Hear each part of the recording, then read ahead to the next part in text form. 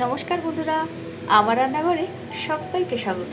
আজ চলে এসেছি সবজির একটা রেসিপি নিয়ে, যেটা কিনা ভাত, রুটি, পরোটার সাথে অপূর্ব লাগে। চলুন তাহলে আমার আজকের এই সবজি রেসিপিটি আমি কিভাবে বানাই দেখিয়ে দেব। প্রথমে নিয়েছি পেঁয়াজ কলি, নিয়েছি ফুলকপি, কাঁচা লঙ্কা নিয়েছি, আলু লম্বা লম্বা করে কেটে নিয়েছি, টমেটো নিয়েছি, পেঁয়াজ আর 2-4 কোয়া রসুন। প্রথমে ফুলকপিটা আমি ভালো করে ভাপিয়ে নেব, এবারে বাকিটা আমি করতে করতে দেখিয়ে দেব।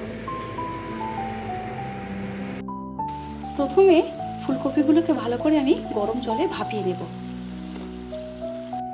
দিয়ে দেব সামান্য লবণ আর হলুদ। ভালো করে আমি এটা ফুটিয়ে নেব।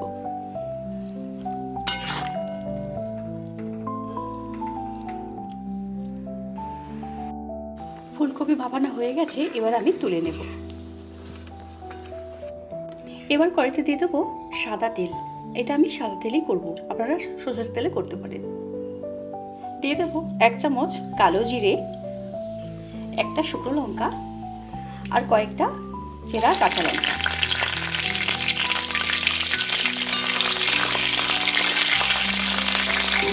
দিয়ে দেবো 4-5 কোয়া রসুন কুচি।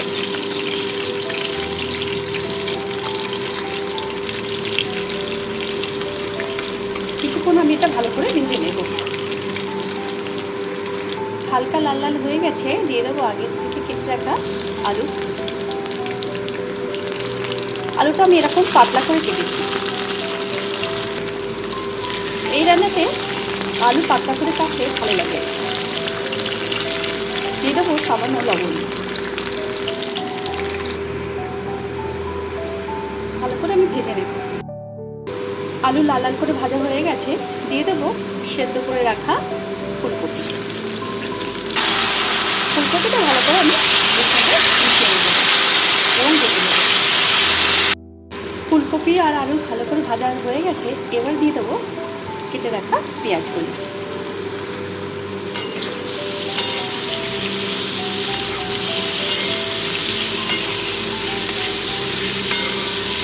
এবার দিয়ে দেবো কেটে রাখা পেঁয়াজ।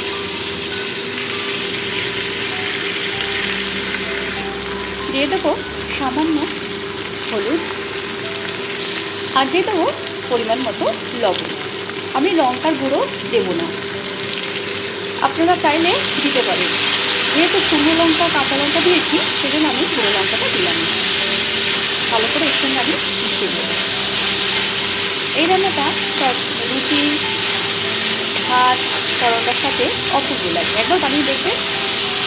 শীতকালে অনেক রকমের সবজি তো, এরকমভাবে একটা একটা করে ভাবে বানিয়ে রাখা বিভিন্ন রকমের সবজি দিয়ে ভালো লাগে।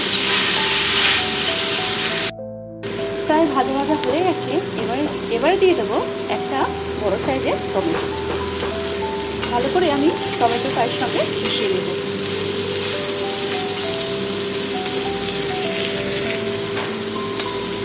দারুণ কিন্তু দেখতে হয়েছে, হলুদ, সবুজ, লাল, দারুণ দেখতে হয়েছে।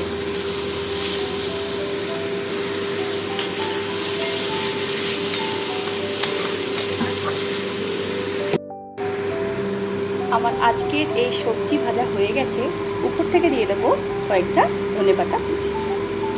এবার আমি নামিয়ে নেব।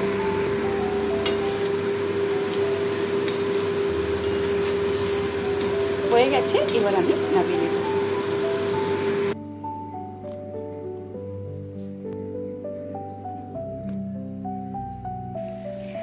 আমার আজকের এই পেঁয়াজকলি রেসিপি হয়ে গেছে। আপনারা এইভাবে বানিয়ে দেখবেন, গরম গরম রুটি পরোটার সাথে পরিবেশন করবেন, খুব ভালো লাগবে।